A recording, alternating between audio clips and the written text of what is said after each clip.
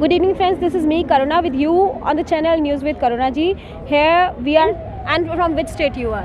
I am Nsai Balaji. I am the National President of All India Students Association (ISA). I am from Delhi. What are the drawbacks of NEP? As we know, online system, there are a lot of issues. Problem with NEP, why everyone is against NEP these days? We can hear very easily that NEP has a problem with education system. NEP, the way the new national education policy was imposed in 2020, was not discussed in Parliament. Just like the farm laws, were brought through an ordinance, NEP was declared in a press conference. Can you imagine? A national education policy which is being brought in, which is being changed, was just declared in a press conference and imposed on students. What does NEP speak of? In the whole document of NEP, not in one place reservation is spoken about. The social justice policy for which Ambedkar and the likes of many people fought and ensured that it is implemented, there is no mention about reservation in that. The public funding is only mentioned twice in the whole document.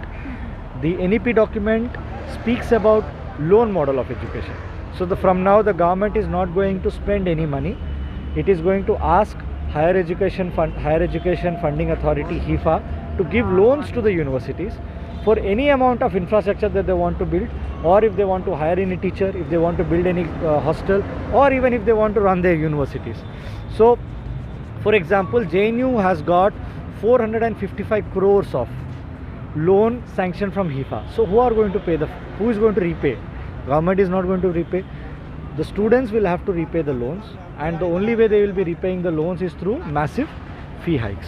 So a BA program in JNU approximately costs for 5 years 1 lakh rupees, and the same course in a university like Ashoka costs around 25 lakhs to 35 lakh rupees. So we are talking about a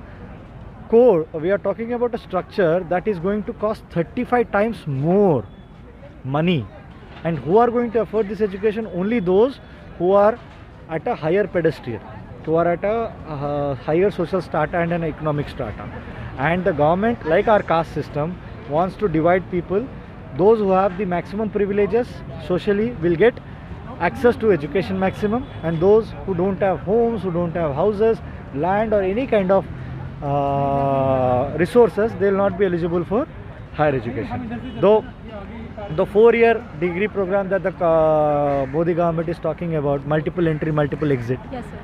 There is no multiple entry, multiple exit. It is only multiple exit program. We know that if someone is going to enter an education system, if they exit, they will never be able to enter, because they will always have the... You are trying to say if they'll exit for once, they'll never be able to come back for the studies, right? Yes. Is that what you are trying to say? Yes, because they will not have the financial wherewithal, and once someone starts working, they will not have the social resources to come back and study. And the way the government is implementing NEP, it is clear that in the whole document of NEP, online education is mentioned the maximum time. That is the reason, from the time NEP has been declared, online education companies have been increasing, have been profiteering the most. The recent case of Byju's. That's what I was about to ask, the same question, sir. Where they fooled the students, tormented the parents, and they extracted money. When they had to give the benefits, they vanished. Why isn't the Modi government taking action on Byju's?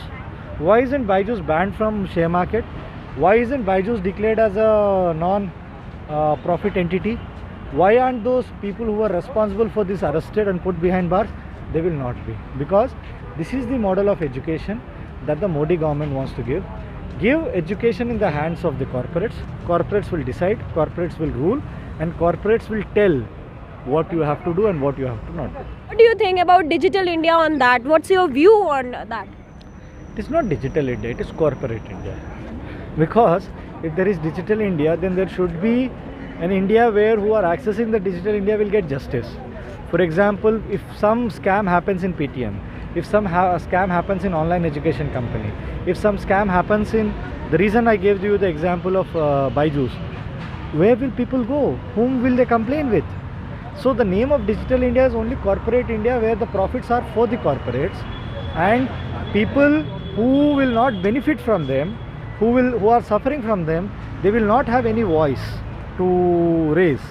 large part of this Digital India project in the name of Digital India, where the data is the new oil, data is the new modus operandi for corporates to earn profits. So last question. So what's your name and from which state you are? I am N. Sai Balaji. I am the National President of All India Students Association, ISA. I am from Delhi. Delhi. Thank you. You just heard what we had a word regarding the NEP and other things, and this was our report for today. Thank you so much.